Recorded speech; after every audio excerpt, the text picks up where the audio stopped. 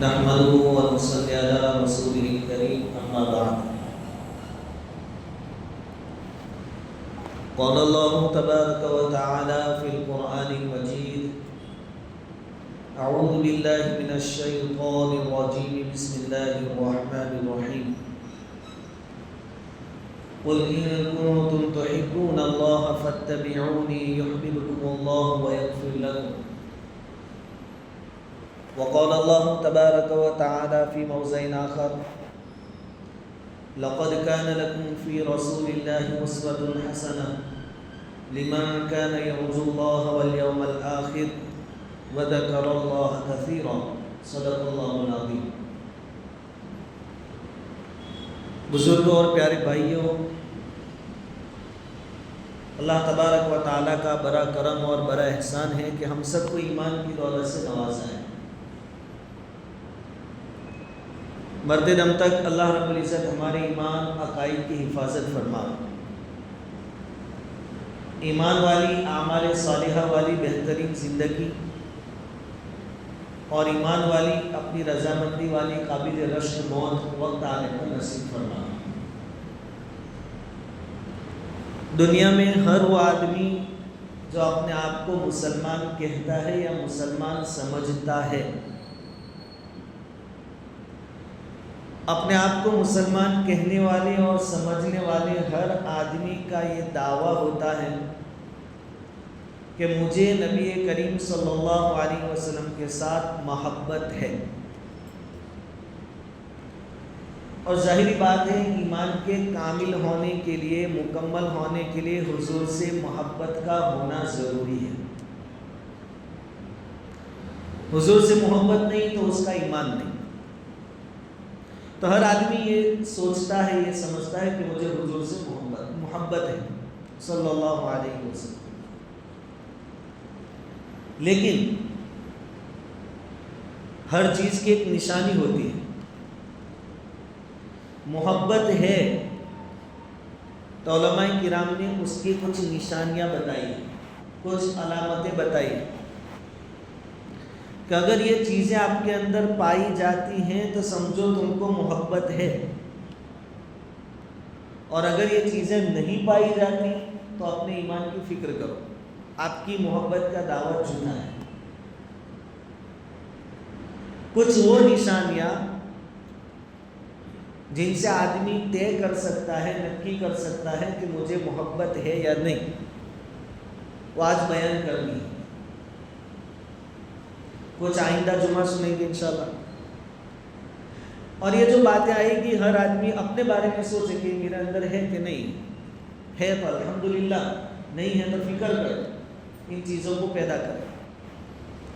پہلی سب سے بڑی نشانی اور علامت کہ مجھے حضور کے ساتھ محبت ہے کہ نہیں وہ چیک کرنا ہو، تو پہلی علامت اور نشانی یہ ہے کہ آپ کو حضور صلی اللہ علیہ وسلم پر ایمان لانا پڑے گا.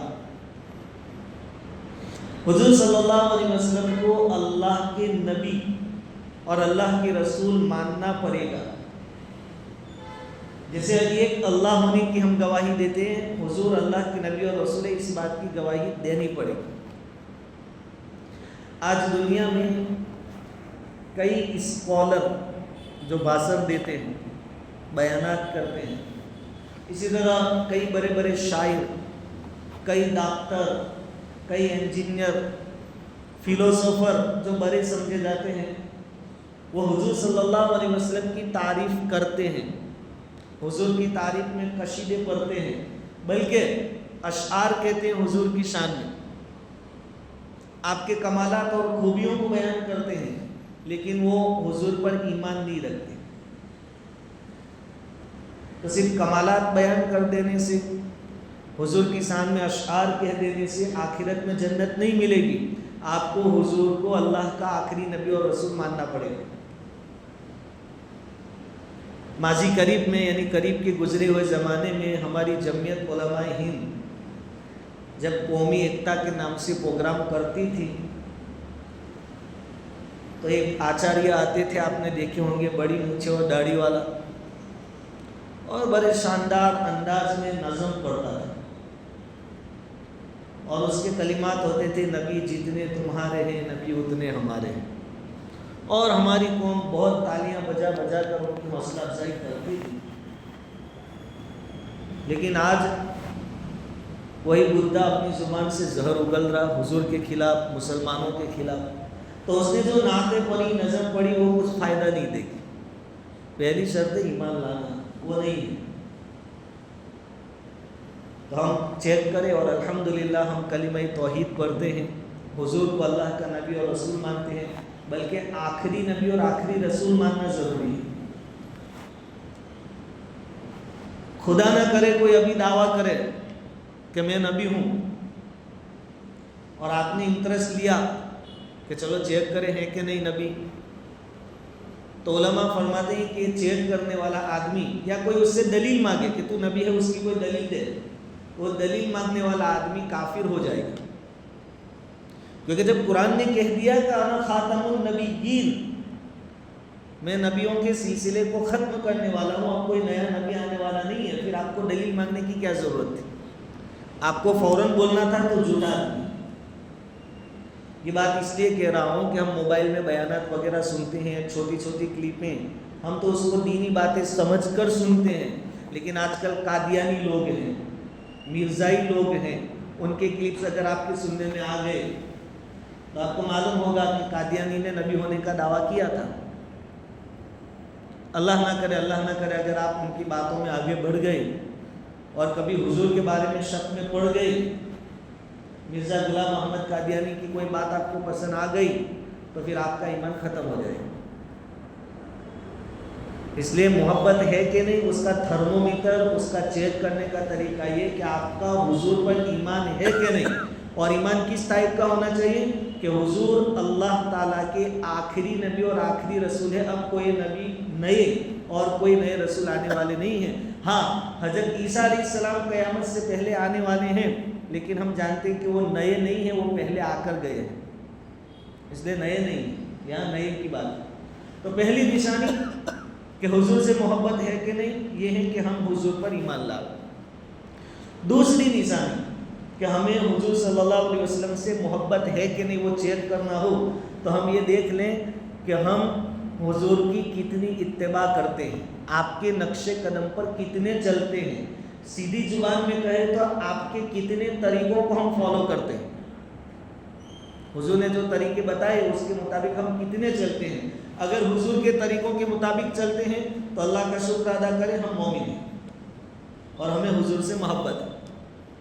اور اگر اس چیز میں کوتاہی ہے تو آدمی کو فکر کرنی چاہیے، حضور کے طریقوں کو اپنی زندگی میں اپنانا چاہیے۔ حضرت زینب بنت جہش رضی اللہ تعالیٰ عنہ کے بھائی کا انتقال ہو گیا۔ اب ظاہری بات ہے، سگے بھائی کا جب انتقال ہوگا تو صدمہ تو ہوگا بہن کو، پورا گھر غم میں ڈوبا ہوگا۔ ادھر حضور صلی اللہ علیہ وسلم کا ارشاد ہے کہ کسی کی موت ہو جاوے تو اس گھر والوں میں بیوی کے علاوہ باقی جتنے لوگ ہیں ان کے لیے 3 دن سے زیادہ سوگ منانے کی اجازت نہیں، 3 دن تک آپ سوگ منا سکتے ہیں۔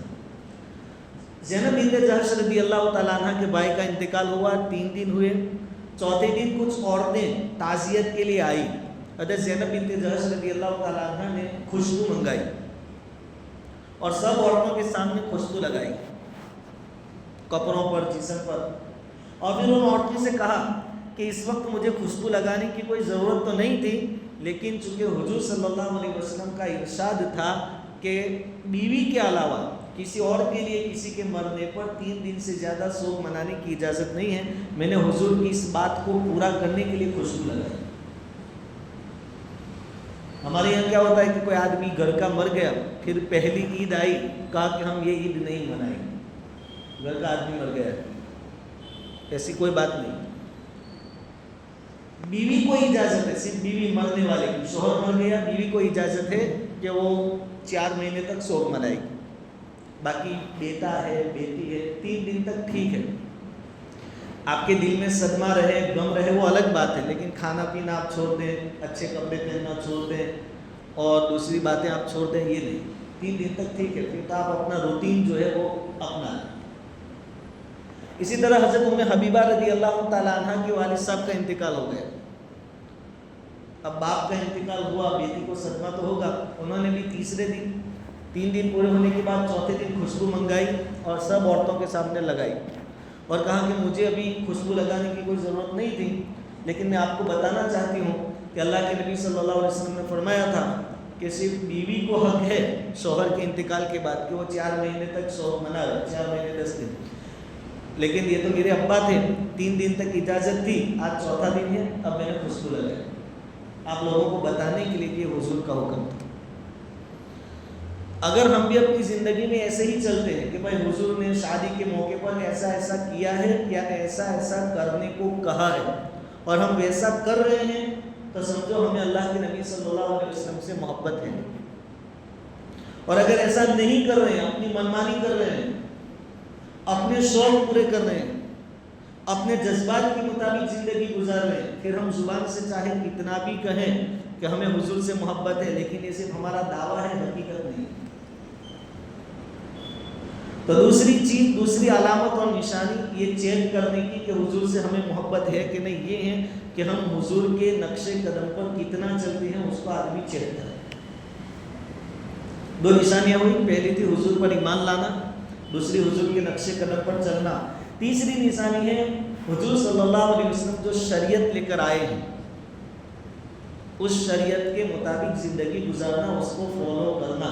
حضور نے جو حکم دیا ہے اس کو کرنا, شریعت نے جو کہا ہے اس کو پورا کرنا, جس سے منع کیا ہے اس سے رکنا, بچنا.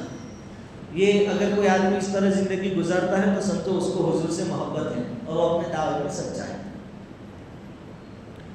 بعض آدمی ایسے بھی ملتے ہیں جو کہتے ہیں کہ مولوی صاحب جب حضور صلی اللہ علیہ وسلم کا ذکر آتا ہے تو ہمارے جسم میں کپ کپی طاری ہو جاتی ہے, اتنا حضور کا احترام ہے. لیکن کہنے والے کے چہرے پر داڑھی نہیں تھی. کئی مرتبہ ایک چاچا کہہ گئے کہ جب حضور کا ذکر آتا ہے مولوی صاحب میرے جسم کے بال کھڑے ہو جاتے ہیں. ان کا بہت زبردست محبت ہے, لیکن اس کے چہرے پر یہ نہیں تھی, داڑھی نہیں تھی.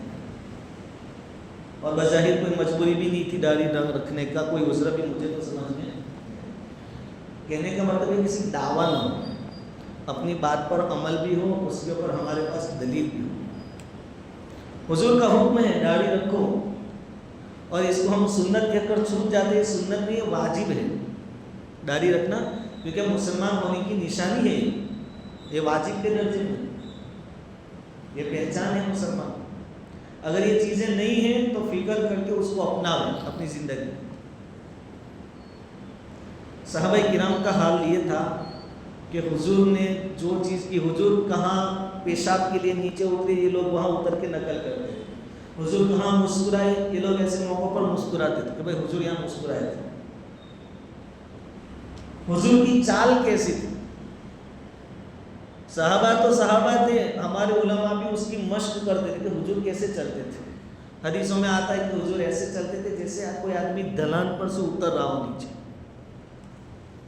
تو علماء ایسی مشق کرتے تھے, اللہ والے ایسی پریکٹس کرتے تھے کہ ہم بھی حضور کے نقش قدم پر چلیں. حضرت فاطمہ الزہرا رضی اللہ تعالیٰ عنہ کے بارے میں حدیث میں ہے, روایت میں ہے کہ آپ کی چال ہوں بہو اپنے ابا جیسی تھی, یعنی حضور صلی اللہ علیہ وسلم جیسی تھی, کہ جو بھی ان کو دیکھتا ان کو حضور کی یاد تازہ ہو جاتی. حضرت عبداللہ ابن عباس رضی اللہ تعالیٰ عنہ فرماتے ہیں کہ ایک مرتبہ عید کا دن تھا. اس زمانے میں عورتیں بھی عید کی نماز کے لیے آتی تھی, حضور کے پیچھے نماز پڑھتی تھی. تو حضور صلی اللہ علیہ وسلم نے عید کی نماز کے بعد عورتوں میں بیان فرمایا الگ سے, اور پوری حدیث ہے کہ حضور نے فرمایا کہ جب معراج میں گیا تھا تو میں نے دیکھا کہ عورتیں زیادہ ہیں دوزخ میں, اور جنت کے اندر غریب لوگ زیادہ ہیں, جہنم میں عورتیں زیادہ ہیں. تو عورتوں کو فکر ہو گئی, کہا کہ حضور ایسا کیوں, ہم دوزخ میں زیادہ. حضور صلی اللہ علیہ وسلم نے فرمایا گا یہ تم شوہروں کی ناشکری بہت کرتے ہو, شوہروں کی ناشکری. اور یہ ایسی چیز ہے کہ 100 میں سے 99 کو تجربہ اور انوبھو ہوگا اس کا. پھر حضور صلی اللہ علیہ وسلم نے ان سے فرمایا کہ آخرت کی فکر کرو. عورتوں نے سوال کیا کہ ہمیں کیا کرنا چاہیے. حضور نے فرمایا صدقہ خیرات کرو. بس حضور کا کہنا تھا کہ صدقہ کرو. وہاں جو بیٹھی تھی عورتیں, کسی نے ایئر رنگ نکال کے رکھ دیے, حضرت ابو ہریرہ وہ چادر گھما رہے تھے, چندہ اکٹھا کر رہے تھے, کسی نے ناک میں سے نکال کے دے دیا, کسی نے سونے کا کنگل نکال کے دے دیا. بس حضور نے کہا صدقہ کرو, تو اسی وقت دیکھتے ہیں, مشورہ کریں گے, سوچیں گے, ایسی بات وہاں نہیں آتی تھی. اور یہ تو صرف سونا چاندی صدقہ کیا, یہ تو ان کے لیے معمولی تھا, وہ تو جان کی بازی لگانے کے لیے تیار ہوتے. غزوہ احد کے موقع پر جب مسلمانوں میں افراتفری پھیل گئی اور حضور صلی اللہ علیہ وسلم پر دشمنوں نے تیروں کی بارش کی, حضرت ابو طلحہ انصاری رضی اللہ تعالیٰ عنہ اپنا سینہ تان کر حضور کے سامنے کھڑے تھے, ڈھال بن کر. حضور پیچھے ہیں, پیٹھ پیچھے, اور حضور نے فرمایا کہ تیر لگاؤ تم بھی. حضرت ابو طلحہ جب تیر مارتے تھے دشمنوں کو, حضور صلی اللہ علیہ وسلم پیچھے سے کھڑے ہو کر دیکھتے تھے کہ لگا کہ نہیں لگا. حضرت ابو طلحہ رضی اللہ تعالیٰ عنہ کہتے کہ حضور آپ اپنا سر مبارک اونچے مت کیجئے, کہیں تیر نہ لگ جائے. میرا سینہ آپ کے سامنے موجود ہے, جب تک میں ہوں تیر آپ تک نہیں پہنچے گا, آپ نیچے رہیے. اس وقت حضرت ابو طلحہ کہتے تھے کہ حضور دیکھو, حضور کو کیسے دلاسا دلا رہے تھے صحابی تسلی. حضور میں تو بہت مضبوط آدمی ہوں, حضرت ابو طلحہ یوں کہہ رہے تھے, میں تو بہت مضبوط ہوں, اور ایسے جتنے بھی کام پڑے نا رزق کی کام, مجھے حکم دے دینا تھا. یہ اس وقت جب کہ تیر سینے پر وہ جھیل رہے تھے اور وہاں شہید ہوئے ہو. تو پھر سونا چاندی اور اپنے جذبات کی قربانی ان کے لیے بالکل معمولی چیز تھی. ہمارا حل کیا ہے کہ ہم جذبات تو دور کی بات, رسم و رواج بھی چھوڑنا نہیں چاہتے کہ نہیں یہ تو کرنا پڑے گا, یہ تو سالوں سے چلتا آیا ہے. حالانکہ وہ کیسے شروع ہوا, اس کی کیا حقیقت تھی, کیا حکمت تھی, ہم نہیں جانتے. ایک بچے نے دیکھا کہ میری ماں مچھلی لائی ہے, مچھلی پکانے کے واسطے. تو مچھلی کا اوپر کا حصہ ہے, جو اوپر ڈوکا جس کو بولتے وہ بھی کاٹ دیا, اور پیچھے کا حصہ جو تھا وہ بھی کاٹ دیا, اور بیچ والا حصہ فرائی پین کے اندر رکھ دیا توے کے اندر پکانے کے لیے. بچے نے سوال کیا کہ امی تم نے اوپر نیچے کا حصہ کیوں کاٹ دیا؟ کہا کہ تمہاری نانی ایسا کرتی تھی, تمہاری نانی ایسا کرتی تھی, تم ان سے پوچھو. بچے نے نانی سے پوچھا پھر جب موقع ملا تھا کہ اوپر نیچے کا, کہا کہ تمہاری پڑنانی ایسا کرتی تھی, تمہاری پڑنانی بھی جب مچھلی پکانی ہوتی تو آگے اور پیچھے کا حصہ کاٹ دیتی تھی. پھر بچے کو جستجو ہوئی, اس نے بہت دور دور کے پرانی عورتوں کو پوچھا کہ ایسا کیوں, تو پتہ چلا کہ بچے کی جو پڑنانی تھی اس کے پاس جو توا تھا وہ چھوٹا تھا, پوری مچھلی آوے ایسا نہیں تھا, وہ اوپر کا حصہ اور پیچھے کا حصہ باہر رہ جاتا تھا, اس لیے وہ کاٹ دیتے تھے. ان کو دیکھ کر ان کی بیٹی نے کام شروع کیا, ان کو دیکھ کر ان کی بیٹی نے, پھر یہ سلسلہ چلتا ہے. ایسا ہمارا کام ہے بھائی, یہ تو کرنا پڑے گا. میرے باپ نے ایسا کیا تھا, باپ کے باپ نے ایسا کیا تھا, اس کے باپ نے ایسا کیا تھا, یہ تو خاندان میں چلا آ رہا ہے. اگر یہ رسم و رواج کی پابندی اس طرح کرتے ہیں تو پھر حضور سے محبت ہے ایسا دعویٰ چھوڑنا پڑے گا. کوئی پوچھے کہ حضور سے محبت ہے تو کہنے کا کہ زبان تک ہے, آگے نہیں ہے. ہمارا حال کہ نبی کا نام سن کے جھوم جاتے ہیں اور نبی کا حکم سن کے گھوم جاتے ہیں, یار یہ ہم سے نہیں ہوگا. اگر یہ چیز ہے تو پھر ہمارا جو دعویٰ ہے وہ جھوٹا ہے.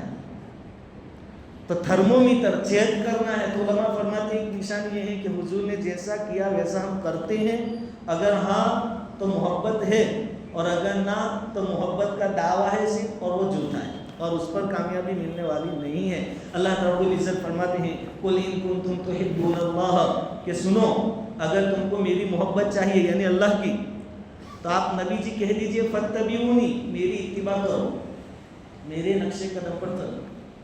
یحببکم اللہ, میری اتباع کرو گے تو اللہ تم سے محبت کرے گا. تو اللہ کی محبت اور ہماری محبت کے بیچ میں مین جو پل ہے وہاں تک پہنچنے کا, وہ حضور صلی اللہ علیہ وسلم کی اتباع ہے. اگر ہم اتباع کرتے ہیں, حضور کے نقش قدم پر چلتے ہیں, تو دو باتیں, ایک تو اللہ محبت کرے گا بدلے میں, اور یغفر لکم ذنوبکم, تمہارے گناہ بھی معاف کر دے گا, یہ بھی انعام ملے گا. بہرحال پوری بات کا خلاصہ یہ کہ علماء کرام نے اور بزرگان دین نے کچھ نشانیاں علامتیں بتائی ہے جس سے آدمی یہ چیک کر سکتا ہے کہ مجھے حضور سے محبت ہے کہ نہیں. پہلی نشانی تھی ایمان حضور پر, جیسے اللہ پر ویسے حضور پر. دوسری نشانی تھی حضور کے نقش قدم پر چلنا, اور تیسری نشانی حضور کی ایک ایک حکم کو معلوم کر کے اس کو پورا کرنے کی کوشش کرنا۔ اللہ رب العزت ہمیں کہیں سے باتوں پر عمل